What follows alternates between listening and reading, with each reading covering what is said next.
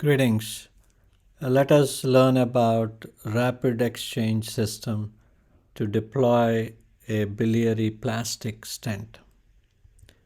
So here is a rapid exchange biliary plastic stent, and let us learn the structure. You have the introducer guide catheter that is loaded with a stent, and the stent is sutured to a pusher catheter, and the pusher catheter provides additional stiffness and easy to push through the stricture. So these are the important structures, and on the back end you have the stylet that adjusts the length of the guide catheter, and there is a locking hub to make sure that the introducer is set at a particular length. The guide wire exists where the blue section of the catheter meets the white section, so that is a very short exchange instead of a long exchange. So let us learn about how to adjust the introducer length, and in terms of adjusting the introducer length, we should work with the stylet and the locking hub.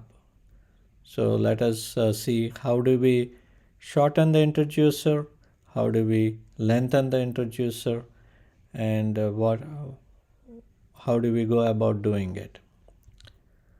So look at the introducer, and when you want to shorten the introducer, you pull the stylet back. That shortens the introducer. So let us pull the stylet back and watch the introducer shorten. So pulling the stylet back shortens the introducer. And let us look at how do we lengthen the introducer. In order to lengthen the introducer, you push the stylet forward, and that will lengthen the introducer. Let us watch as we push the stylet forwards. Look at the length of the introducer. Okay, we pushed it, and the introducer has certainly lengthened. And depending upon how much length of introducer you want, and once you're happy with a particular length, you could lock on the locking hub. Currently, the locking hub is in an unlocked position, and if you push the lever forwards, it gets locked. If you push the lever back, it is unlocked. If you push it forwards, it is locked. So we've learned about how to change the length of the introducer and how to lock and unlock the locking hub.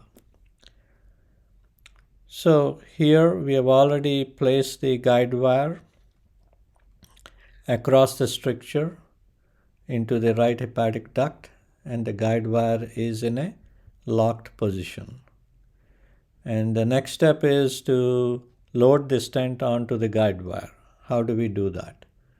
You make sure that you wet the guide wire using a saline gauze. That is very important. Following that, you load the stent onto the guide wire, and then keep pushing it till it reaches the locking device.